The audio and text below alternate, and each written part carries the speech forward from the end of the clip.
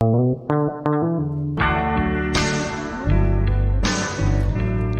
don't care if you are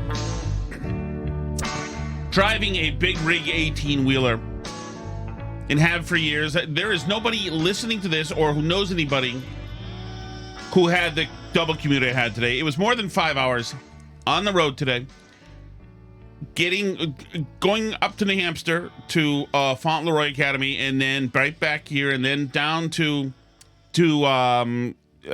Quincy, and then back was every inch until 95 was a freaking traffic jam. Every effing inch. And then on 95, it was just a series of tornadoes. It's freaking crazily windy out here.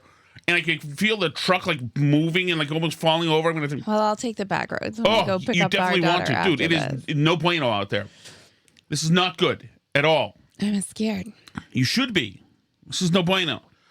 All right, we got a lot of stuff to talk about, man. Ooh, maybe I'll start calling you man. Do you like that? Sure. Did I ever say anything you thought was cool and then wanted to hear it more? Not really, no. All right. Hey, one of the good things about, one of the fringe benefits of having the hellacious commute today is I listened to the entire Steve Robinson.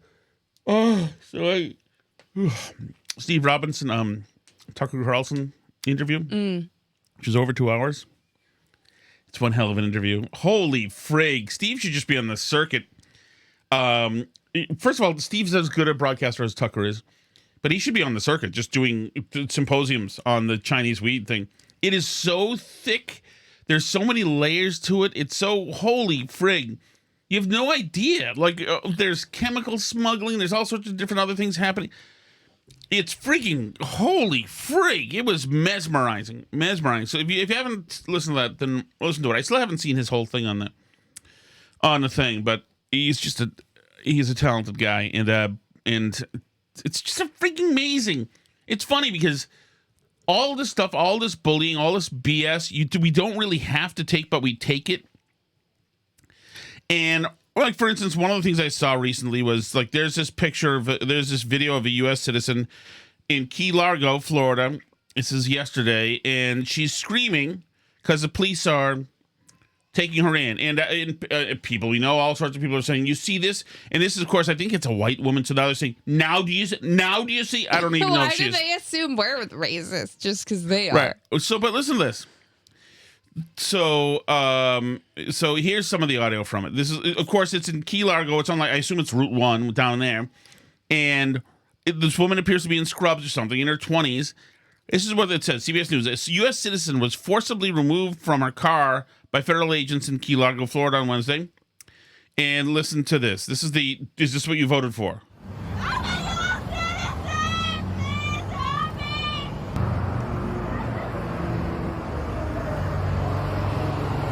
Now they're forcing her into the car. She tried to grab something from them.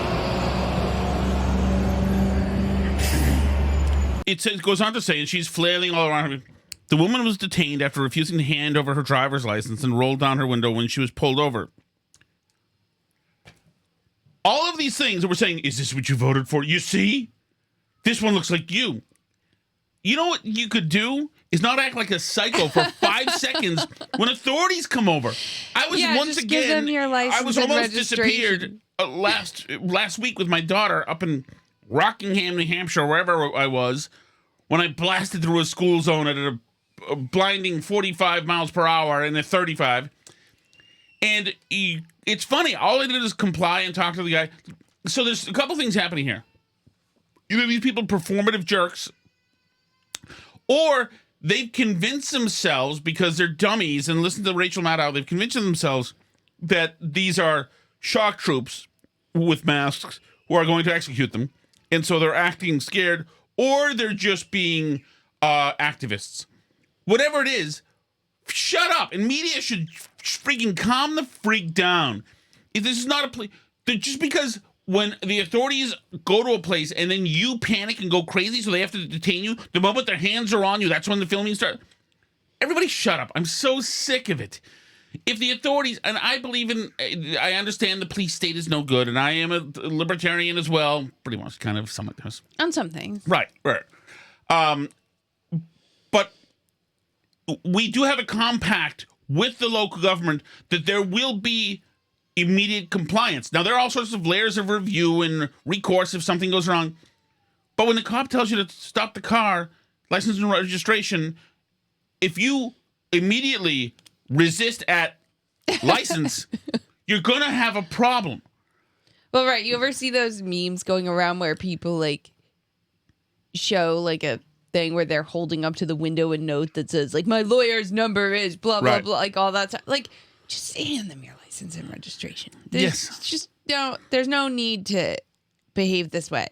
Just act like a freaking adult. Right. But they're all trying to build this narrative of, oh my God, do you see what you're happening? People being pulled off the streets for being brown. Shut up. God, shut up, okay? In some cases, the people that they're going after are browner than others. Oh, my goodness. Yeah, and in some cases, they're white people. Exactly. Too. Like, shut up. I'm so sick of it. Oh, God, I'm so sick of it. I have always been, I do not love, first of all, I've always noticed in my own life that my close friends who have hated cops, who hate them, are friends who have been rousted by cops. One guy I know who hates them to death is a guy who was busted for weed and coke, who was busted for getting a Hummer behind a dumpster in Chicago, and he hates cops. And I understand why he hates cops, because they've interrupted a good time for him on several occasions. But, like, generally, cops don't want to be doing it. They don't want to be doing this. Yeah, this they just want to write you the warning and go on their way. And so when you see, like, the Route 1 in Florida now is shut down because everybody's going a half mile per hour watching this, oh my goodness, police state unfold. Oh, just shut up. Right. Mark in the chat says they want to believe they live in a police state. Yeah. And Dave in Florida said this is why sanctuary cities gained traction. Oh, it's amazing. Oh, it's amazing. Well, yeah, and why they're all like leaping up to defend the Somali fraudsters in Minnesota who are bilking the taxpayers for millions and millions of dollars, hundreds of millions, and everywhere else, and why like Maura Healey or whoever says, which mayor or governor, somebody was like, I'm gonna hide them in my office. Was that Marty Walsh? Yeah, it was in City Hall. Yeah. Like, okay, like, well, why are we play acting these silly LARPy things? That's a good point. So let me bring us to this. Let me go through some audio here. It's a good thing that you brought up. It's happened again. Another sign language interpreter accused of signing total gibberish. This time it was at the police news conference announcing an arrest in the Tampa serial killings. We will be charging 4 counts of first-degree. This is a good example. Fake sign language people. Of course, because the whole thing is fake. The whole thing. We don't need any of these people. Right. The fact that there are ones that are faking it tells me there's probably a lot more that are fake that aren't getting caught because there's nobody watching that reads sign language 99% of the time. Yes. So, I mean, I don't doubt that it's important for some people to have sign language interpreters, although we have closed captioning, so I don't know why you don't really need it, them at all. How come no Republicans have, other than Charlie Baker, no Republicans have them? You don't need them. It's stupid. It's performative. It's signaling something. Don't you have to have like 3 so they can sub in because they get tired too quickly? Their pitch count is like real low for each one, so they need to. I can't do it anymore. I'm using my hands a lot. You'd figure that the hand thing would be their thing. So you'd want to be somebody who could go like deep into innings. No, they can't. They suck. I hate them. I hate every last one of them. Okay. Here's another news story that we're seeing. Man out on probation for sexual assault is charged once again. This time, prosecutors say he picked up a woman he met on Snapchat and raped her at a hotel in Bloomington. Now, prosecutors once called this man an extreme public safety risk, but he never spent a day in prison for his previous crimes. Fox 9's Mike Manzoni joining us from our newsroom now. And Mike, prosecutors signed off on plea deals in these previous cases. Kelsey and Randy, a judge sentenced the Minneapolis man in those cases back in May, but he got credit for time served, so he never went to prison. It was all part of a pair of plea deals. Can you imagine? This is the man we're talking about. His name is Abdemahat Billy Muhammad, but prosecutors say the 28-year-old uses the names Kareem and Altesto on Snapchat, and that is where investigators say he met his latest victim as well as his 2 previous ones. Prosecutors say he... In New York, a violent killer raped and murdered a young girl, then killed a baby, and he's about to be let go. I forgot what this one is. In another place, a guy. This is another guy who was paroled after having been a sexually assaulted guy. Oh, let me find this one. Actually, this one's worth reading. It's crazy because it seems to me there's basically no downsides to locking up all the people who are like this. Here we go. And I checked this to make sure the story was true. A 34-year-old woman was raped to death on the front steps of a Nashville church in public under streetlights, caught in progress by firefighters. Her accused killer, a 39-year-old Somali repeat offender with multiple identities and 16 prior charges for sexual battery, indecent exposure, trespass, drug offenses, and more. You know what seems unpleasant, Alice? Being raped to death? Yeah, that seems like that's not a great day for somebody. Yeah. And can we, but these are just some of the headlines. This is just some of the stuff happening. We need to do this.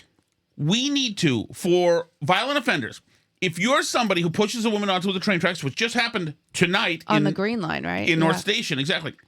Then if the person who does that needs to be put into a chair and have 50 million watts of electricity put through them, or face a firing squad, or duct tape a grenade to his mouth and pull a pin and run. Anybody, we can't have ghouls and monsters in the streets. We can't. You are you're daring this. And usually you see the woman who just got punched in the face. It's women who have to get their faces cracked because we let some animal loose again. Now, as a man, Alice, I'm a man. As a man, by the way, I can tell you that it's fine with me that if you want to eradicate all the rapists out there after case 1, if you rape a woman, that is a violent assault on a woman that has all sorts of residual damage for her entire life and the lives of people around her as well. You should get shot in the goddamn head if you do that. And the same thing with these violent assaults. You should absolutely. There's no place for animals in society. Stop it. And I don't care. I'm going to hear this bullshit being racist. I don't care if they're all white. Shoot them in the head after a careful trial, of course. And due process. I don't care. Whatever. And don't bring these animals in from third world countries where it's okay. Get out of here. Sayonara. Listening to Steve Robinson tonight with the Chinese people who are in here, half of whom seem to be slaves, by the way, out of here. The Somalis, who look like the Captain Phillips guy, or as Jerry Callahan calls him, the Captain Phillips guy. Out of here. Out of here. We have the United States of America that was thought of and created by thoughtful men who had an idea and an ideal of how to get a republic going based on several values. And that's what the whole thing's based on.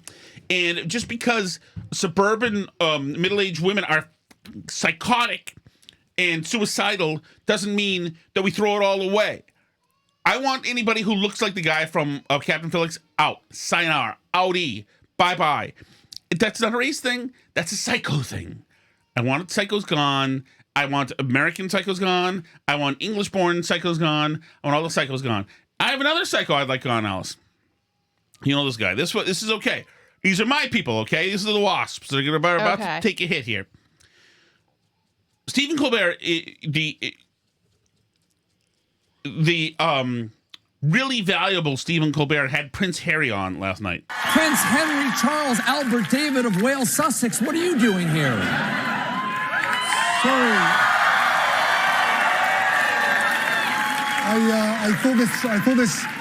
I genuinely thought this was the audition for the Gingerbread Prince Saves Christmas in Nebraska. What? No, I mean, that sounds like a fantastic movie, but you're an actual prince. Why would you want to be in one of those movies? Well, you Americans are obsessed with Christmas movies, and you're clearly obsessed with royalty, so why not? Hold on. Look, Look, I wouldn't say we're obsessed with royalty. Really? I heard you elected a king. Can we throw this piece of trash out? Oh. It's so bad. And we keep writing stuff up about Meghan, too. She was just in the news again about friggin' something. She has a Christmas show and she's doing some kind of... She's doing a media tour and people are, covering her. But I don't... Like, who wants to know anything about the Sussex Markles at this point? Like, I would be fine if we never heard anything from them again. Have you heard the Tim Walz thing? There's a new Tim Walz thing? Okay. So and I understand that some of our friends are not happy that a certain word has resurfaced. Mm-hmm. But this statement by Tim Walz brought me joy. That this is happening has brought me joy. True. This creates danger. And I'll tell you what, in my time on this, I'd never seen this before. People driving by my house and using the R word in front of people. This is shameful. You know what the R word is, Alice? Yeah. They're driving past Tim Walz's house. Because Trump called him that on Twitter. Exactly. Yes. So Trump has once again... I'm sorry, and I'm not endorsing the word because of what people have said. But it brings me some satisfaction that they're driving by this guy's house and using that word. Is it not funny? It is funny that that's happening to him. By the way, I mean, I wouldn't think this, but I think there's some people who probably think it's probably a slur downgrade that they probably moved off of a certain F word to the R word. I don't know which one. I don't know which one either. Yeah. Okay. Yeah. So let's keep going, shall we? Mm-hmm. By the way, welcome everybody who's new. Yeah. So in my world, I don't know if you know this, but every year, did you know that Pantone chooses a color of the year? I did not. I don't know what Pantone is either. Pantone makes like big books of color swatches and numbers them so that you can, like, if you work in fashion or design or whatever, you can like compare to the same color swatch all these numbered colors that Pantone makes. And every year they pick a color of the year based on like what they think the trend is going to be. I mean, lots of places pick a color of the year. Mm-hmm. I thought Pantone was a color. No, Pantone is a color company. Okay. So their color of the year this year that came out today, and it really freaking upset people. Like people design to this color, places come out with special content around it, all sorts of stuff. It's like a big social media moment in any kind of like arts or designs world. What do you think the color is that they chose? Teal. No. It's upsetting to people. Okay, it's white. It is. It's white. It's a shade of white. It's called Cloud Dancer. A lofty white neutral whose aerated presence acts as a whisper of calm and peace in a noisy world. Pantone 114201 Cloud Dancer symbolizes a calming influence in a society rediscovering the value of quiet reflection. A billowy white imbued with serenity, it invites true relaxation and focus, allowing the mind to wander and creativity to breathe. In motion and in pause, Pantone Color of the Year 2026, Pantone 114201 Cloud Dancer drifts between light and ethereal, a living calm that invites renewal, vision and serenity, and creative release. And now the world is extremely unhappy that they freaking chose. First of all, it's such a cop-out for them to choose white as the color of the year. Normally it's like a color. Like last year it was a brown. It was mocha mousse and like... Well, white's not a color, right? Technically, well, I mean, there's obviously shades of white. There's popular white paint. So do you think that Pantone is pandering to like white people? I mean, what does that mean? I don't even get it. I think I think they actually honestly evaluated and tried to come up with what they think the trend is going to be, and the trend is going to be towards having more white. But people are like mad at this. if I'm looking through the comments on their Instagram post. It's like, if Cracker Barrel can change their logo back, you guys can redo this and pick an actual color. Is Jesus, the color kill me. in the room with us? Oh, like straight jacket white. The color of the year being colorless is a recession indicator. Did Sydney Sweeney have a say in this? Freaking fantastic. Maybe just take a break from color of the year instead. Doesn't this really tell you that racism is dead? Yeah. Somebody said, read the room. Somebody said, is this this feels like a microaggression to me. I just can't prove it yet. Ken Burns is going to have to do a whole freaking... But it's crazy because they have like whole like books of like color swatches. That's a gazillion colors and like of all. I understand that different whites look different from each other, but like this isn't especially white. It's just white. I don't know what I else will to say that I'm kind of surprised that like not more people in the room are like, should I say something here about this? Like talk about the DEI staff being freaking 86. But is this like a rage bait thing?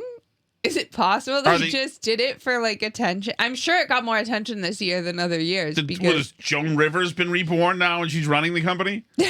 I don't know, but that was like the big kerfuffle in my land today, was Pantone choosing that. And I think they almost chose it. You can tell by their copy that they put with it that they think they're being like calming. And they've done that before. Sometimes they are a little political. Like when trans stuff was really big, they picked two colors. They picked like a light pink and a light blue. And we're like, are you good? You done? You want to... No, I just was going to say, I don't think they thought it would be controversial. No. Read the room, Pantone. Have you met my friend, April Rios? She was interviewed by Lauren Conlon. Follows me on Twitter, by the way. Because I'm somebody. Oh. And she is a supporter of somebody who you think is very attractive. You at pretty much every hearing. I mean, I'm talking last year, back in September. What is your name? Where are you from? And why are you here? Yeah, my name is April Rios. I'm from Princeton, New Jersey.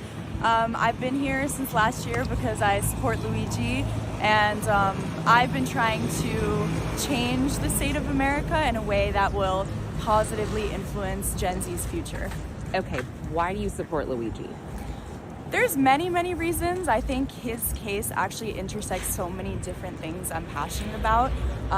But for me, it was the first time I saw the right and the left actually agree on something in the wake of December 4th. And I didn't think that was possible. Now, by the way, the same people who are telling you, do you see this woman who ICE is detaining, being gassed by it, are just, it's no problem now that we're celebrating somebody who murdered openly murders a guy kids. who did nothing to anybody. He just was a successful guy who, by the way, came from not a rich background or anything. Unlike Luigi Mangione.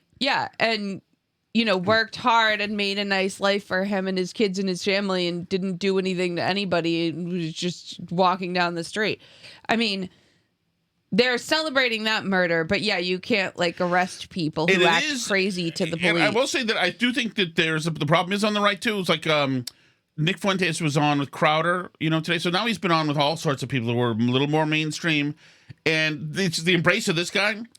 But once again, the embrace of Mangione, we get a problemo. For a very long time, I had become completely apathetic to the idea of that and gave up. So that spark of hope, I think, was the key forward, and I want to work on that.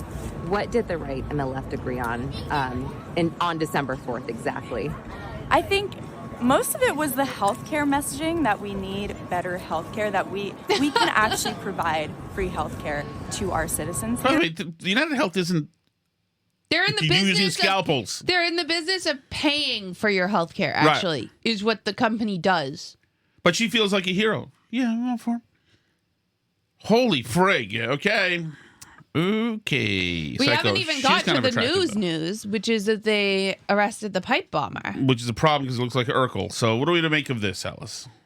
I I don't know. I mean, there's a lot of information going around. I'm not totally clear that all the people that they're saying it is are actually the same person at this point, because like a bunch of people are saying he's dead and stuff. I don't know. I had bought into that theory based on like the gate analysis. Remember the Blaze had been doing that it was that woman who worked for the CIA or whatever. I was like in on that conspiracy theory, but I guess not. So yeah, they caught this guy. His family said he's an anarchist, but he doesn't seem to have much of an online presence. His dad apparently runs a bail bond company, which doesn't, and he works for it, which doesn't seem very right wing. But I mean, I guess, I don't know. But who knows? The ideology of crazy people is often not very well defined. Correct. So hard to say. And maybe he's not a crazy person. Maybe he does have a well-defined ideology. I don't think we know that right now. Okay. Did you see this piece on? I think this is fascinating. Wall Street Journal: say goodbye to the billable hour thanks to AI. With AI taking over their grunt work, lawyers and other professionals may have to charge for outcomes rather than time spent researching. In other words, that is fascinating to me.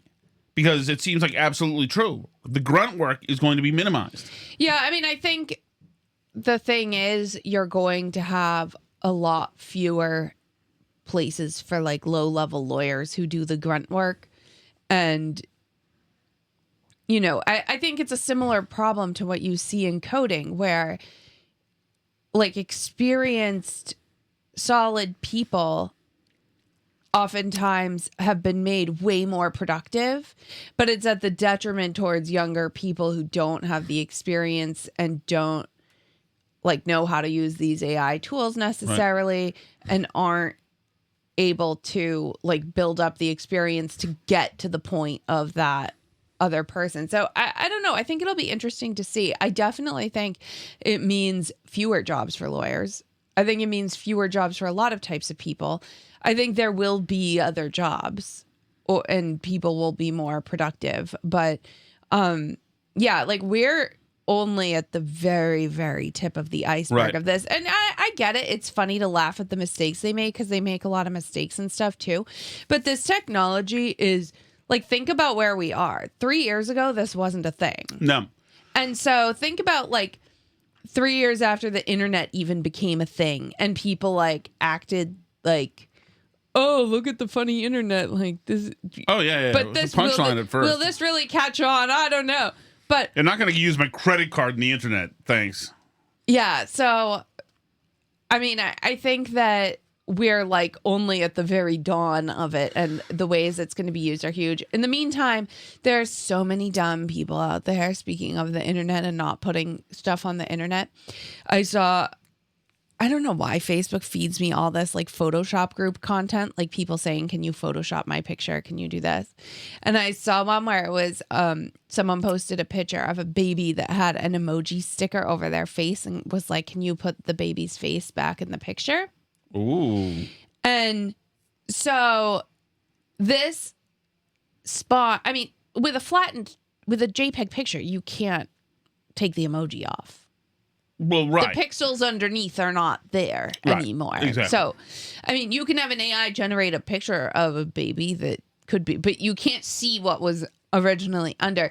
But well, I mean, if you could recognize the rest of the picture, maybe you could. Oh, yeah, if you could find, but you have to have the original. Right. You can't, you can't pick up the sticker anymore. Right. So, anyway, first of all, there were a bunch of people in the comments that were impressed by the ones where people had fed it into an AI and it had put a baby's picture and we're going, see, you can take it off the picture. And then there was an argument that was like, yes, some people do know how to do this. There was an argument because if you put the sticker on your iPhone, you can go back into the image and revert it and take it off. But you can only do that on your own pictures because you have the original in your phone. You can't do it on somebody else's JPEG. They're like, no, people can do that. And then there were all these people, like honestly, a disappointing amount of people who said that's why when they put an emoji sticker over a picture to hide a child's face, which I don't even do that anyway. I know, I understand, but it's like already silly to me. But when they do it, they don't just post the picture with the emoji on it. They take a screenshot of the picture with the emoji on it and then post that. Because on that one, you can't take it off. They have figured out the secret. So don't worry, guys. Unless you're posting like a PSD or some other kind of layered document to people, they can't take the emoji off of your image. Right. They can't take it off a JPEG. That just goes to show you how much people understand the technology that they're using, which is not much. In Massachusetts, in the Brian Walsh trial, where he allegedly killed the hell out of his wife and Googled how to get rid of her body, they had the lover on, the dude who was also, I believe, married or whatever. And anyway, he was in court. It had snowed the night before, so Anna's flight had been delayed or canceled. She left because I was taking custody of my children either later that day or the next day. Morning. So in other words, Anna had stayed over his house for Christmas, into Christmas morning. We did. And what did you do on Christmas morning? So he's the guy who had the affair with her that drove the husband wild. I think this guy should get a death penalty too. And I think that Walsh, you technically can't kill the hell out of your wife, and it's fine, but this guy should be put to death too. Absolutely. He destroyed a family, destroyed a man's mind, drove him to be a murderer. I mean, that guy was already kind of a piece of crap. Well, maybe he was a piece of crap, but that's fine. But what this guy did was already like doing a bunch of illegal fraud and having all these like money problems and stuff because of it. All right. Which is one reason why she didn't like him anymore. One reason that she didn't like him anymore doesn't mean that she has to bang somebody on Christmas and destroy the kids' lives and destroy everybody's life. It also doesn't mean that he gets to murder her. No, I know you and I differ on this. All right. So the last thing I have is we have to do the chat. There's a lot of messages. Okay. Ready? I'm ready. Wow, Tom shot out of a cannon tonight. Oh. Hell hath no fury like Shattuck stuck in traffic for 25 miles that takes 5 hours. That's bull. It's not 25 miles. It's easily 100 miles round trip plus another 20 each way to New Hampshire. Woo! On a heater. I like it. Hey, Tom, do me a favor. Yes. Can you reach out to your kinsman, to your brethren there, Prince Harry, and kindly tell him that the U.S. is not obsessed with royalty. It's his skank wife who is obsessed with having her face and his face all over the TV. And he can kindly take his baked bean teeth, his inbred ass, and get the fuck out. Thank you. 45 seconds. Can we deport him? No, I'm serious. Let's deport him. Can we? I hear you, Tim, and I agree. And some of that, of course, comes from the Hibernian Wars. But ice dragging away Prince Harry. Yeah, no, he is a dishonorable and broken man, and she's a freaking toxic witch and vacuous. It's like, dude, I understand. Like, maybe she's good in the sack, but for sake, your children, God, oh. Right, Elby? Right. Hey, Billy from Manchester. Hey, Billy. You know, Tom has been either really, really unplayful lately, really dumb, or I don't know, probably both. But, you know, I sit there, I pour my heart and soul out. I don't script my calls. It's off the cuff, right on this noggin. And, you know, I make up some things. But I talk about, you know, bad potato salad. Oh, there wasn't any potato salad at Julian Phil's party. There was not any. Speaking of Julian Phil, by the way, thank you so much. Great card here and gift from Julian Phil. Sorry it took so long for this. Thank you. Card. I never know if a is one word or two. To Tom and Alice, belated thanks for... Phil's got a good... If this is Phil's got a good Sharpie penmanship going here. Nice. That means he must be somewhat more famous than we think he is, because he's good at this. All caps, too. Not in Donald Trump way, but this is good writing. Belated thanks for recommending me to Awaken 180. Much appreciated. Hope to see you, to see these on a future burn barrel. All the best, Phil. Thank you, Phil. Thank you, Julie. These are, Alice just showed you, they are... the Gadsden flag. Yeah, don't tread on me. That's right. And I am Phil. I don't know. Phil got me a 5X. So he wanted to think ahead for what you'll need in a couple months. So no, listen. I'm not insulted. I think that's good because first of all, right now it's loose, so I'll feel thin, and my self-esteem will be elevated, and also I may need something in a couple of months too. So I appreciate it. These are quality too. Thank you guys. I appreciate that. Billy does not. Yeah. I don't know about Never Fail Fudge. And then I go and I dare to make fun of his editing, and I don't never edit podcasts before. I mean, just go along with it, Tom. My God. I didn't know about the fudge, but I do stand by my chicken rondelets. And those of you, I have gotten over 1,000 cards and letters about chicken rondelets, people remembering them, Alice. And their suggestion that you have to use carnation evaporated milk to make cheese sauce. No. And also told me to use, I think back then, this is 82 we're talking about, American cheese for cheese. Oh! I'm just worried somebody's going to make me never fail fudge, and then I'll have to eat it, and I'll stop losing weight. I got to stick up for you here, Tom. Thank you. You're getting a lot of flack for not knowing about the recipe on the side of the fluffernutter or marshmallow container. I'm not sure people realize that the reason you don't read that recipe or haven't seen it is because in your haste to get it to fluff, you chew right through the container itself. So it's only fair. How dare you? I did not come up with that, by the way. I totally stole that from somebody else, but I do think it applies in this case. I love it. And by the way, 32 seconds, 33 now. Wait, 34, 35. This freaking convention you've got in your head sucks. 40 seconds, 41. Tim, I do remember when the fluff was just in glass. Can you get it in glass anymore? Those were the days. I mean, you couldn't chew through the glass. Try it, Alice. I feel like it's easier to get the plastic container fully clean with a spatula than it is in the glass, no? What? For fluff? Are you cleaning the plastic? Not cleaning it, but like getting the more out of it. I don't know, Alice. I'm fat, but I'm not fluff boring operation that fat. I talked to a guy. It's funny. I'm working with a guy at the Cashman place I'm working at, who is actually he is Steve Peralt's dad. Who I work with. We don't know who that is. He's on the Section 10 podcast. We had a fascinating conversation about granite quarries. Oh. I don't even know if I'm allowed to say this, but just say Cashman somewhere is looking at an old factory, is on top of a granite quarry, and they want to get it. Cool. Isn't that great? They're going to get granite out of the thing. The whole plan is you get granite out of the thing, and then with the hole, you fill it in somewhat and make a place for houses. You know what I mean? It's fascinating stuff. What a company. What a gig. Other than the commute. Sucks. Sorry about that. Bore me a tunnel. How about that, Jay? I'll say that to his face, too.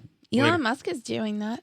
Imagine that you had a Tesla and you got to be in the Hyperloop. I wonder if I can apply for a Musk gig now since I've been working with Jay.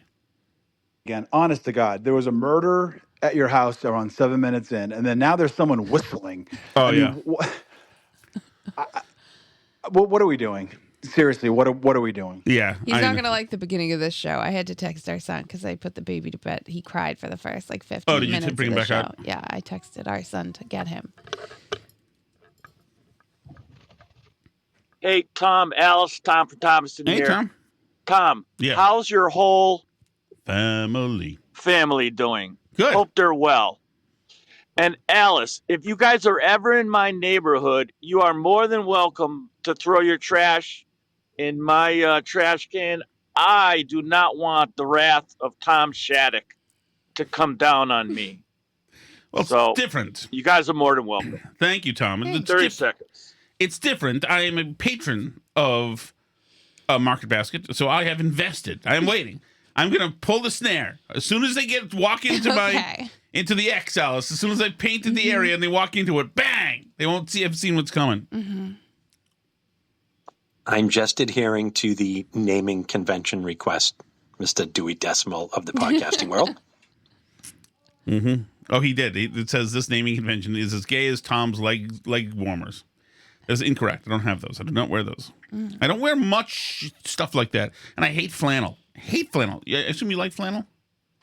Yeah, I love it. You do? Before I knew you and we had to share a bed, I used to change my sheets to flannel in the wintertime. Of course you did. So that they'd be cozy. Oh, you changed going out for ice cream to getting a hot cocoa. Oh, how Cindy Lou Who are you? Oh. Now I'm not allowed to have flannel sheets. Hey, guys, I want to run something by you real quick. Sure. Just get your thoughts It's Phil. on this. I was thinking about this Afghani guy who shot up the National Guardsman in Washington. Mm-hmm. Why did he have to travel cross-country to shoot National Guardsmen? He could have done that anywhere. He could have done it in Illinois on the way there. He could have probably done it in Portland or Seattle where they've got ICE people, ICE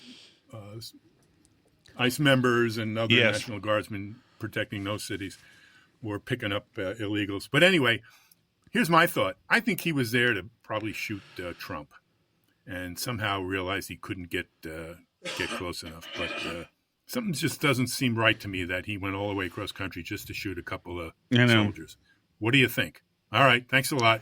I think it's always Have a possible. good one. Phil, and thank you, by the way, once again for the shirt. Nice card. I think it's possible that he did. He's a psychotic. Who knows? But then again, if you want bang for your buck, if you want the most cross storylines and to get into the most, you want to weave yourself into the most stories, and you do it in Washington, D.C. And this is close to the White House, I think. So that's where you do it. But maybe he saw towards the end that, no, it's not going to work out for Trump. Hey, Billy from Manchester. Did anyone else notice when they were playing the Steve Robinson clips how much Alice just was probably in her head thinking, I could really have been with Steve Robinson versus what I am with right now? Is that true? No. Because we know that you've mentioned your affections for Blind Mike. I'm very happy. You see? Wow. Talk about the lie detector test going. It's okay, Alice. I understand. I mean, just the success. Bill Malugin is now like 5 states away. He's in D.C. now. He's not of L.A. He's in D.C. That he's having, etc. And the other thing I was thinking of was I really want Tom to do Young's voice, not the Cary Grant version, but the real voice. Come on, Tom. No, that was Young's voice. Young had no accent other than the baritone. I don't understand. I'm right on top of the tumblers. Alice loves Young, too. Very interesting taste. The prom date that her dad wouldn't let happen. Is that true? That is true. Hi, Steve from Merrimack. Hey, Steve. Alice, it's true. Now, your husband is the Norm Crosby of the Burn Barrel podcast. I'm sure you've never heard of Norm Crosby, Alice, but he was a malaprop spouting comic who was very popular and very funny in the 60s, 70s, and 80s. I don't think he's with us any longer. But the mantle has been handed to Tom. Jingoistic is going to become the new brutalist, where it's just misused all the time. Hey, Tom, how was your meal from McDonald's? It was fine, except for that jingoistic milkshake. Tom, how was your experience at the market basket? Oh, the checkout girl, she packed my stuff from the rotten section so jingoistically. I was very upset. I had to complain. Oh, my God. You never fail. You never fail to reach the heights. I do feel, part of me feels like perhaps I was the intended victim. I just asked you what you thought it meant. Why would you? This is like you asking your ex, Jeff, who the U.S. senators were from Massachusetts. This was you finally having something that you were sure I wouldn't possess, so you could define me forever as less than. I'm not defining you as less than. It's funny. We went into yesterday. Alice said, I said, Alice, do you know what an Eskimo kiss is? Because we were talking about Inuits. She said, oh, yeah, of course. Eskimo kisses. I love them. And I said, really? You've done Eskimo kisses? She said, oh, no, never. Oh, Jesus. I'm with jingoistic. You're right. I'm very jingoistic. You were in high school, apparently, with your Eskimo kisses. They're not allowed to say that word anymore, by the way. Our kid did a project on Inuits. At least one Native American project per school year, by the way. At least one. We watched I'm not joking. Our middle schooler is reading about the code talkers, which that's like a legitimate thing, but it's just amazing that Native Americans I guess when you've contributed as much to American society as the Native Americans have, it's hard to not cover them every single school year, but they do. Wow, you steal their Eskimo kisses and then whiz all over their legacy. At least they gave us some good nose rubs. Which you didn't share with anybody. Never. Well, Dina, it's funny. We saw, I don't forget what grade I was in, maybe 5th or 6th, but we saw this documentary on Eskimos. And in one, they lured a seal through an ice fishing hole and speared it to death. We wanted to carpet bomb every one of those bastards. Oh, killing cute seals like that. Plus, they tended to be fat, did they not? I don't know. No, they didn't wear 5X shirts. I understand that. Yes, Eskimos were fat seal killers. I don't know that that's true, but there are some like Alaskan Native peoples who are Orthodox Christian because Russians came and converted them. By the way.